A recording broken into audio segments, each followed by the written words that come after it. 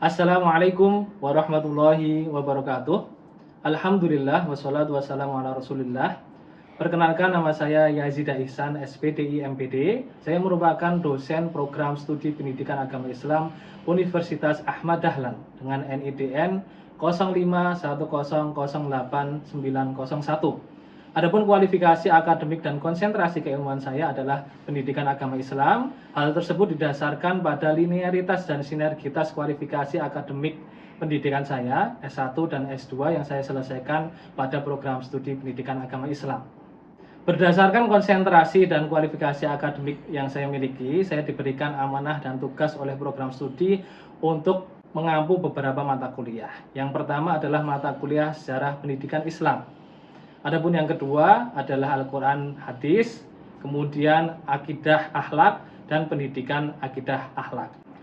Video ini merupakan rangkaian dari pernyataan diri dosen unjuk kerja Tridharma Perguruan Tinggi atau PDD OKT PT. Pada poin pengajaran ini, saya akan mendeskripsikan dan menjelaskan salah satu mata kuliah inti yang saya ajarkan, yaitu Sejarah Pendidikan Islam dengan bobot 3 SKS yang bersifat teoritik. Adapun kode dari mata kuliah tersebut adalah 3133030 dan dilaksanakan 16 kali pertemuan yang dilaksanakan dalam 1 minggu sekali dengan durasi waktu 150 menit tatap muka. Adapun mata kuliah ini merupakan mata kuliah yang diajarkan pada semester 3. Dan mata kuliah ini didesain sebagai upaya pengembangan diskursus keilmuan berkaitan dengan sejarah pendidikan Islam, ditinjau baik dari perspektif normatif maupun perspektif historis. Ruang lingkup dari mata kuliah ini meliputi perkembangan keilmuan, kurikulum, kebijakan keilmuan dan kelembagaan pendidikan Islam sejak masa Nabi Muhammad SAW, baik periode Mekah maupun periode Madinah. Yang kedua berkaitan dengan perkembangan atau sejarah pendidikan di masa Bani Umayyah I, Bani Abbasiyah, kemudian Bani Umayyah II, dan pendidikan atau perkembangan pendidikan pada masa Turki Utsmani, serta perkembangan pendidikan di Asia Tenggara dan konteks pendidikan di Indonesia. Setelah mahasiswa berpartisipasi aktif pada mata kuliah ini, maka mahasiswa diharapkan memiliki kompetensi pengetahuan, yaitu salah satunya adalah dapat memahami, menganalisis, mengkritisi, serta mempraktekkan keilmuan sejarah pendidikan Islam yang relevan dengan perkembangan zaman, baik itu dalam ranah akademik maupun non-akademik. Setelah itu, mahasiswa juga diharapkan memiliki kompetensi keterampilan, di mana mahasiswa diharapkan dapat menyusun karya tulis ilmiah maupun laporan yang berkaitan dengan kunjungan di lembaga pendidikan indigenius di Indonesia. Pelaksanaan perkuliahan dilaksanakan secara luring dengan pendekatan student center learning, di mana mahasiswa diharapkan mampu mengembangkan atau menjadi subjek serta bisa mengkonstruk pengetahuan berasal dari dirinya. Adapun metode yang kami gunakan adalah metode ceramah, diskusi, tanya jawab, serta pengalaman lapangan, di mana setiap mahasiswa diwajibkan untuk mengunjungi salah satu lembaga indigenius di Indonesia. Kemudian kaitannya dengan model yang kami gunakan, model pembelajaran yang kami gunakan adalah discovery learning dan project based learning. Discovery learning kita gunakan agar mahasiswa mampu mengkonstruk pengetahuan di luar dari hal ehwal yang berkaitan dengan penjelasan dosen. Sedangkan untuk project based learning, kami menekankan pada upaya penyusunan produk berupa karya tulis ilmiah maupun laporan berkaitan dengan pengalaman lapangan di lembaga pendidikan Islam indigenius di Indonesia. Secara spesifik, pada praktek perkuliahan kali ini saya akan menjelaskan hal ehwal berkaitan dengan tujuan pembelajaran serta materi pokok yang akan kita pelajari. Yang kedua, saya akan menampilkan kaitannya dengan peta kekuasaan Bani Umayyah II. Kemudian mahasiswa kami persilahkan untuk mengunjungi perpustakaan, selanjutnya dilanjutkan dengan model diskusi interaktif. Sedangkan asesmen atau penilaian dalam mata kuliah sejarah pendidikan Islam terdiri dari tugas harian, ujian tengah semester, ujian akhir semester, presensi, dan sikap yang dimiliki oleh mahasiswa, yang meliputi 20% tugas harian, 30% UTS, 40% UAS, 10% presensi, Salah satu unsur penilaian harian yang lainnya adalah diskusi yang dilakukan di dalam perkuliahan. Sedangkan untuk penilaian UTS merupakan atau berupa penilaian sumatif dengan platform Google Form. Berkaitan dengan penilaian UAS dilakukan dengan pengumpulan tugas berupa artikel yang disubmit di jurnal ilmiah. Penilaian presensi dan sikap dilakukan sebagai bentuk partisipasi mahasiswa dalam perkuliahan serta berupa observasi yang dilakukan oleh dosen berkaitan dengan sikap yang dimiliki oleh mahasiswa di dalam perkuliahan. Berikut ini merupakan video rangkaian dari pernyataan diri dosen unjuk kerja Tridharma Perguruan Tinggi atau PDD UKT-PT di bidang pengajaran yang berbentuk audio visual. Selamat menyaksikan. Assalamualaikum warahmatullahi wabarakatuh. Waalaikumsalam warahmatullahi wabarakatuh. Alhamdulillahi wa kafa wassalatu wassalamu ala rasulil mustafa wa ala alihi wa sahbihi al-sidqi wal wafa. Teman-teman yang dirahmati Allah Subhanahu wa taala, hari ini kita akan melaksanakan kuliah seperti biasanya ya. Semuanya sehat? Alhamdulillah. Sudah makan? Sudah. Kalau belum makan saya traktir. Alhamdulillah pada kesempatan yang bahagia kali ini, sebelum kita mulai perkuliahan ya, kita mulai dulu dengan melafazkan doa dan melafazkan basmalah bersama-sama. 1 2 3. Bismillahirrahmanirrahim. Nah sebelum kita mulai ke mata kuliah, saya akan menjelaskan kaitannya dengan, kita review dulu ya. Ada istilah dalam kaidah usuliyah itu bunyinya seperti ini. Al-muhafadzatu 'alal qadimi shalih wal akhdhu bil jadidi aslah. Tulisannya seperti itu. Ini belum kuliah ya. Muhafadzatu 'alal qadim.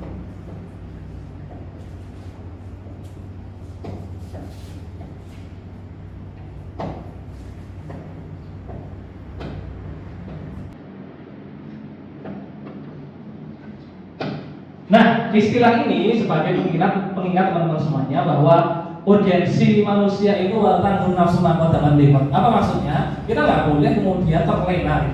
Karena kalau dulu udah lupakan masa lalu.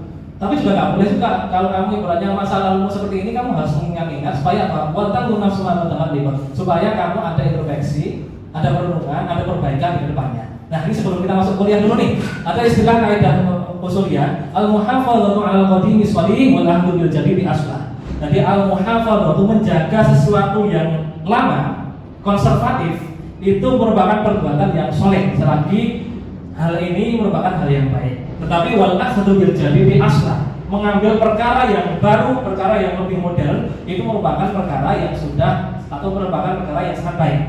Nah, kaitannya dengan sejarah, kita akan belajar kaitannya dengan sejarah pendidikan Islam. Saya akan tampilkan kaitannya dengan PPT ya, PowerPoint. Nanti teman-teman bisa amati dulu. Kita kemarin belajar kaitannya dengan khilafah Abbasiyah atau kekhalifahan Bani Abbasiyah. Baik itu dan kita lihat dari perspektif pendidikannya dulu ya. Baik itu kurikulumnya, kemudian pembelajarannya, terus kemudian ilmuannya, terus kemudian kitab-kitabnya dan lain sebagainya, perkembangan ilmu pengetahuan dan lain sebagainya. Dan kita akan baca. Nah, teman-teman semuanya, kita sudah lihat slide ya. Jadi untuk materi adalah sejarah pendidikan Islam pada masa Daulah Umayyah II. Jadi teman-teman harus paham dulu, kita pernah belajar kaitannya dengan Umayyah I. Jadi ini bukan nostalgia, tapi ini kedepannya lagi. Karena ada Umayyah I, kemudian Abbasiyah, baru Umayyah II. Nah, Umayyah II itu letaknya di mana?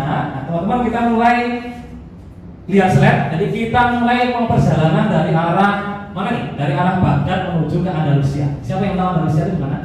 Andalusia itu apa? Di Spanyol, Pak. Oke, Hispania ya. Kalau bahasa Arabnya Andalusia itu di mana? Di Spanyol. Nah, teman-teman saya minta nih. Nanti saya tunjuk salah satu dari teman-teman semuanya di manakah letak Spanyol.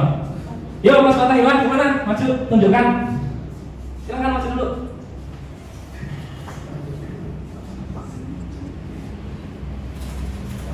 Mas Fatahillah, di mana letak Spanyol? Itu di Eropa. Iya, betul Eropa ya. Eropanya mana nih? Hurufnya nih.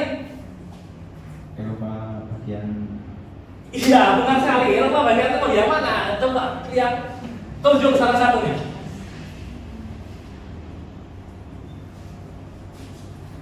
yang Mana?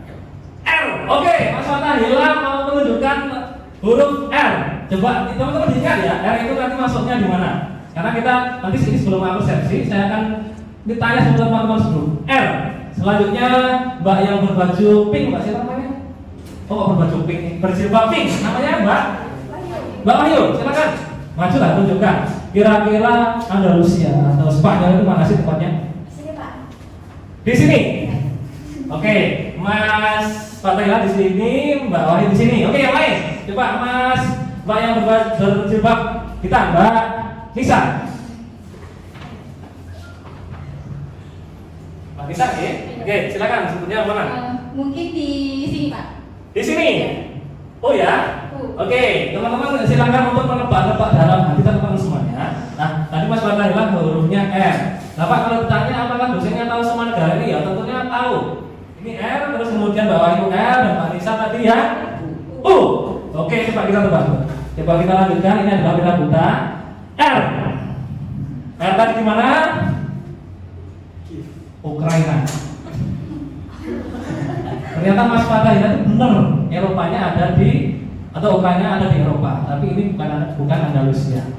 Coba kita terus kemudian Mbak Nisa, tadi yang sini ya.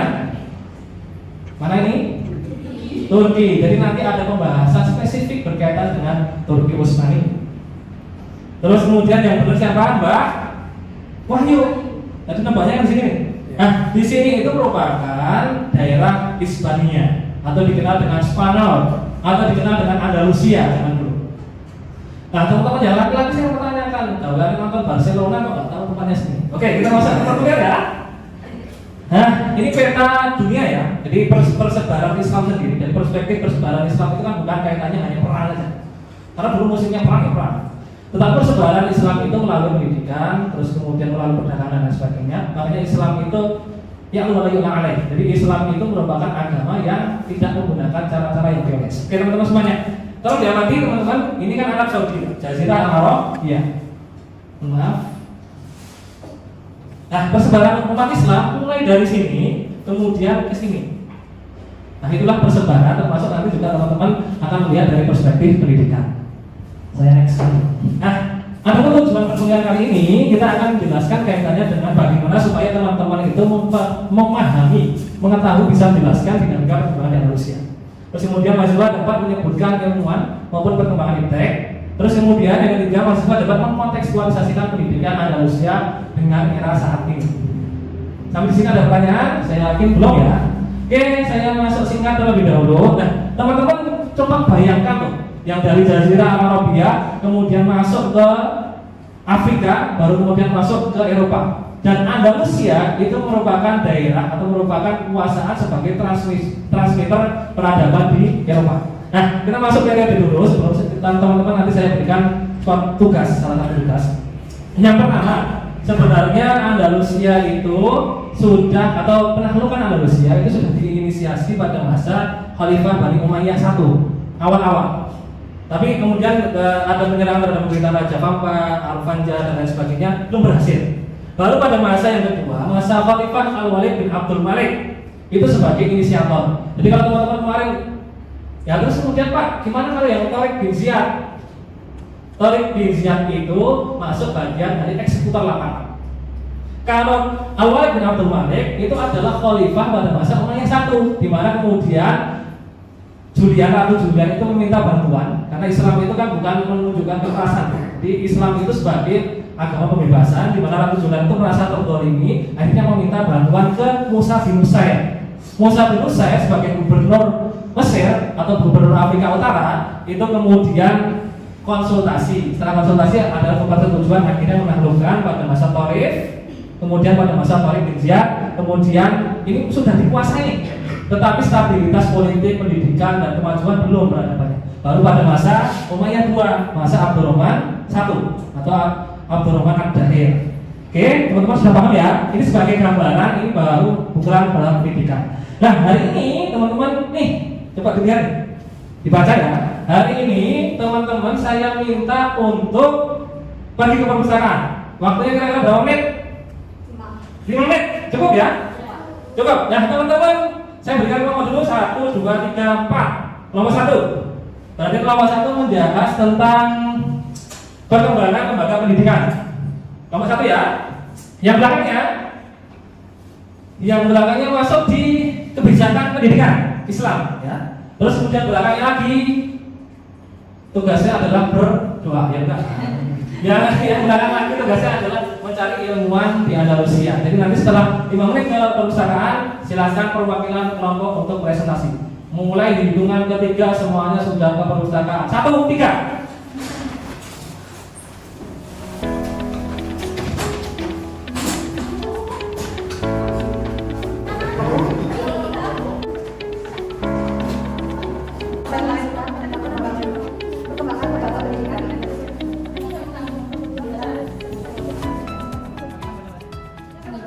Teman-teman silahkan mencari literatur. Tadi tugasnya sudah jelas ya. Jadi teman-teman mencari literatur berkaitan dengan yang pertama kebijakan berkaitan dengan pendidikan. Masa apa sih? Umayyah ya, Umayyah 2. Terus kemudian yang kedua tadi sudah ada kelompoknya ilmuwan. Terus yang ketiga kaitannya dengan perkembangan lembaga pendidikan. Waktunya berapa menit tadi? 5 menit. Ayo, move.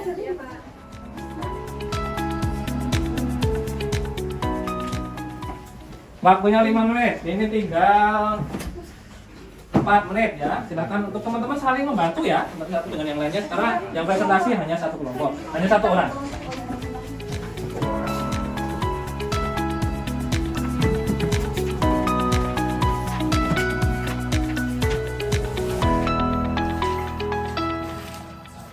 Oke, waktunya masih 4 menit.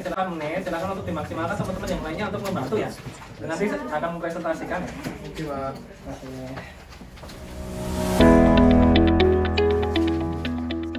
Pak izin bertanya. Oke, ada yang bisa saya bantu? Ini apa Pak? Sudah cukup Pak. Iya, coba lebih dilengkapi lagi Mbak ya, kaitannya dengan lembaga pendidikan. Baik Pak. Pembelajarannya seperti apa? Waktunya masih 3 menit lagi, silakan untuk dioptimalkan. Jadi teman yang lain bisa membantu.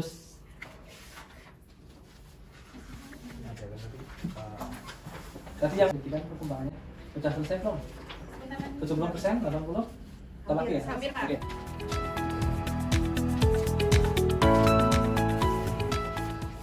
Oke, teman-teman semuanya tadi sudah mengunjungi perpustakaan ya, sudah dapat literatur ya, sudah dapat sumbernya. Nah, untuk hari ini kita akan atau teman-teman perwakilan kelompok nanti mempresentasikan. Selanjutnya teman-teman bisa bertanya kaitannya dengan perkembangan baik itu lembaga pendidikan, kebijakan maupun ilmuwan. Yang maju kelompok hari ini adalah kelompok 1 dan kelompok 2 nih. Oke? Nah, silakan untuk perwakilan kelompok 1 Mbak siapa? Coba. Mbak siapa nih? Mbak Indah ya? Oke, Mbak Indah silakan untuk menjelaskan hasilnya perkembangan apa ini? Lembaga. Oke, perkembangan lembaga pendidikan pada masa Khalifah Umayyah 2. Silakan teman-teman bersama semua.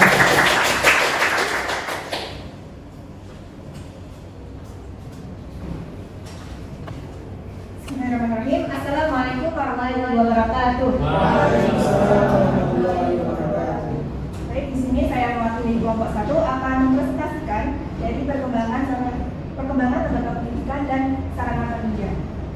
Yang pertama yakni ada universitas.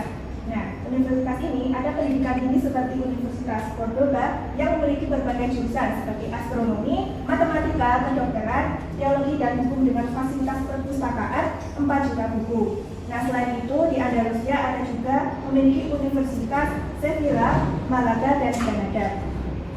Kemudian selanjutnya yaitu ada masjid dengan berbagai aktivitas seperti diskusi, dialog dan perdebatan akademik. Selanjutnya ada halakoh, dan di sini itu non formal dan dilakukan dengan model halakoh, di mana guru cuma didiktikan buku. Selanjutnya ada pukat. Nah, pukat ini lembaga pendidikan dasar yang mempelajari materi fikih, bahasa dan sastra, musik dan kesenian.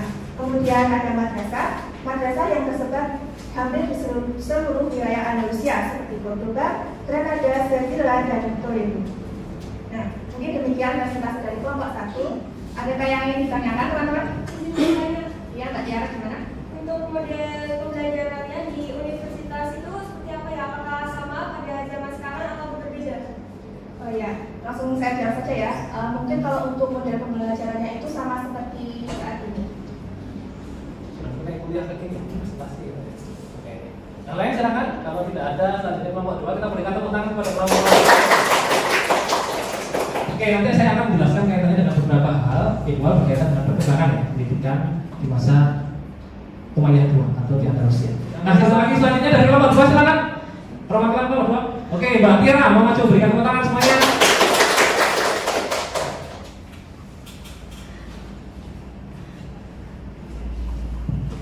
Assalamualaikum warahmatullahi wabarakatuh. wabarakatuh. Waalaikumsalam. Perkenalkan, saya Tiara Indrati, perwakilan kelompok 2. Berdasarkan hasil diskusi yang kami lakukan, kebijakan pendidikan Islam di Andalusia, yang pertama, dukungan dari pemerintah berupa kebijakan strategi maupun finansial, sehingga masyarakat dapat mengakses pendidikan tanpa melihat latar belakang, suku, ras, dan agama. Yang kedua, terdapat banyak sekolah dan perguruan tinggi yang terkenal dan sangat konsen dengan bidang keilmuan, sehingga terjadi banyak dari kalangan sarjana berbondong-bondong belajar ke Andalusia.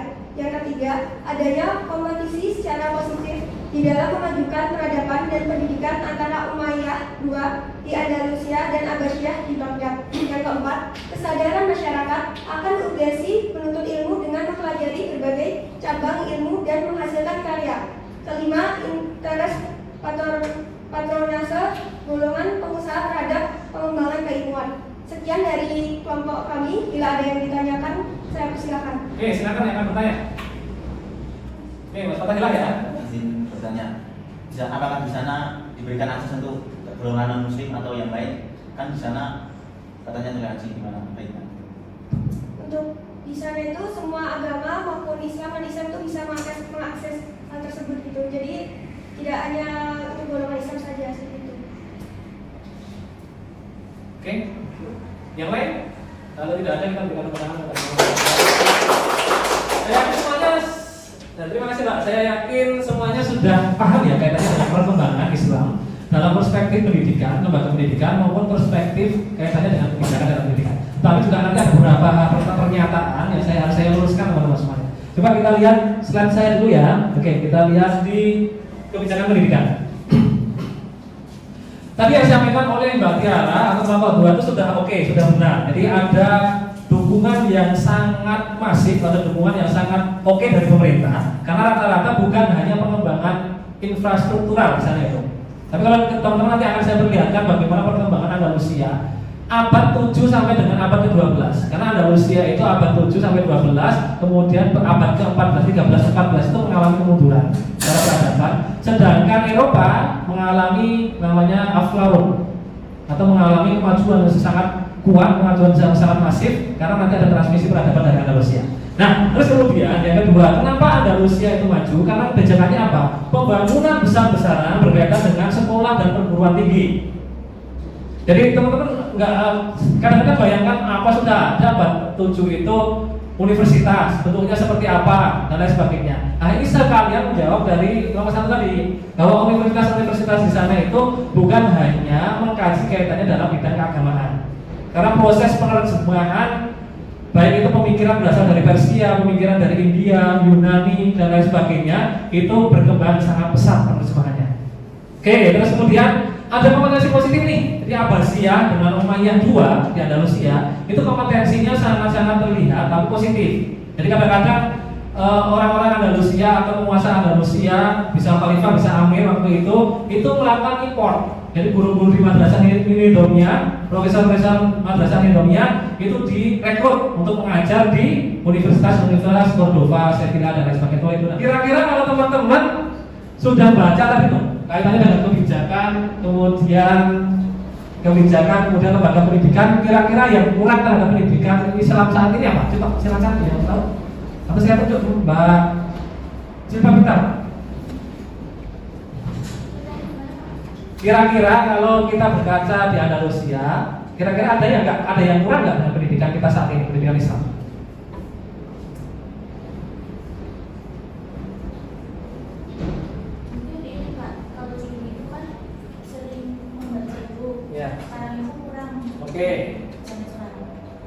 Oke, berarti kalau dari Mbak Aswin, berarti Mbak Aswin melihat dalam perspektif literasinya. Berarti anak-anak zaman sekarang tuh lebih suka belajar lihat YouTube atau belajar main game daripada belajar yang lain gitu ya. Oke, berarti nanti evaluasinya sepertinya harus ada kesadaran gitu ya untuk semangat untuk literasi. Oke, kaitannya dengan transmitter peradaban, jadi ada beberapa peradaban. Disingkat saja ya, dibaca sendiri. Jadi yang pertama ada lawatan sarjana. Namanya kalau dalam bahasa ilmiah Arab namanya arif al-ilmiah. Jadi orang-orang zaman dulu itu, kalau sekarang itu kan orang-orang zaman dulu itu pengen cari ilmu itu harus mendatangi sumbernya. Kalau kita kan harusnya lebih maju ya. Lebih majunya bisa lihat YouTube, bisa ke Google, bisa tanya profesor dan lain sebagainya. Nah itu kalau orang dulu senantiasa menerapkan namanya rekanan ilmiah. Nah terus kemudian melalui penerjemahan. Jadi umat Islam itu tidak anti dengan hal-hal yang bersifat barat-baratan. Alias dulu budaya Yunani, budayanya Persia dan lain sebagainya itu terjemahkan. Gitu ya. Termasuk menjawab dari pertanyaan tadi, Pak kalau orang non Muslim gimana Pak? Difasilitasi. Karena Islam datang waktu itu dimintai bantuan, akhirnya datang ke situ, semangat tasawufnya diinternalisasikan dan diwujudkan supaya orang bisa belajar. Konon katanya juga ada salah satu raja di Leon itu ketika berobat di Andalusia. Orang-orang Eropa itu melawat ke Andalusia untuk belajar kaitannya dengan filsafat. Gitu ya teman-teman semuanya. Oke, terakhir ini transmisi peradaban. Jadi teman-teman nanti kalau lihat menara Eiffel itu salah satu yang mengilhami, salah satu prototipe yang salah satu mengilhami adalah bangunan-bangunan di Andalusia. Termasuk juga prototipe dari pesawat Abbas bin Firnas. Terus kaitannya dengan perkembangan pengetahuan, coba teman-teman nanti buka Al-Hayy Ibnu Yaqdhan karangan Ibnu Tufail dan seterusnya. Bidayatul Mustahid itu juga ada situ. Kemudian teman-teman kalau belajar Alfiyah ada Ibnu Malik. Itu kaitannya dengan Alfiyah, kaitannya dengan tata cara belajar bahasa Arab sudah terjadi Asia. Oke, ini melalui transisi sudah. Nah, ini salah satu bentuk peradaban. Jadi sudah maju. Coba bayangkan abad ke-7 700 Masehi. 700 Masehi. Bangunannya sudah seperti ini. Ini betul itu. Terus kemudian ini namanya Madaniyah Azhar atau kota Madinah Azhar, kota bunga. Dulu konon katanya di sini itu ada air mengalir hidrolik, terus kemudian di sini ada taman-taman bunga dan lain sebagainya. Jadi airnya dialirkan dari gunung. Nah terus kemudian ini namanya awalnya Masjid Cordova, sekarang sudah menjadi gereja, berdiri gereja, teman-teman semuanya pahami. Nah terus kemudian ini juga bagian dari Istana Al-Hamra, jadi Istana Merah teman-teman. Nah, jadi teman-teman perlu kita ketahui bahwa Andalusia itu merupakan salah satu transmisi peradaban, baik itu dari perspektif pendidikan, peradaban, dan itu membawa Eropa menjadi maju seperti sekarang. Itu yang harus teman-teman pahami ya. Oke, mungkin itu perkuliahan kali ini. Jadi teman-teman silakan nanti buka HP-nya, semuanya bawa HP ya. Oke, akan saya kirimkan link untuk evaluasi ya, sistematik tes terlebih dahulu. Saya kirimkan ke ketua kelompok, nanti ketua kelompok kirim yang lain ya, dikirimkan. Sudah mas, silakan untuk mengerjakan nanti. Boleh melihat buku sebagai acuan ya, nanti teman-teman untuk evaluasi. Cukup ya. Nah untuk perkuliahan hari ini saya cukupkan. Teman-teman nanti silakan untuk pelajari lebih lanjut kaitannya dengan perkembangan peradaban. Ada Istana Al-Hamra itu seperti apa, kok bisa dibangun. Kenapa kemudian di sini juga ada namanya Al-Barud. Al-Barud itu prototipe dan pistol.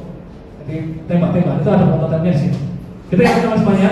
Dan bagaimana perkembangan kebijakan berkaitan dengan pendidikan. Nah itu mungkin cukup yang bisa saya sampaikan. Nanti evaluasinya sudah saya di Google Form ya. Jadi teman-teman ini bukan kaitannya penilaian saja, tapi ini bagaimana supaya saya itu bisa menilai seberapa jauh dan seberapa mendalam kemampuan teman-teman semuanya berkaitan dengan kemajuan pendidikan atau perkembangan pendidikan secara pendidikan di Andalusia.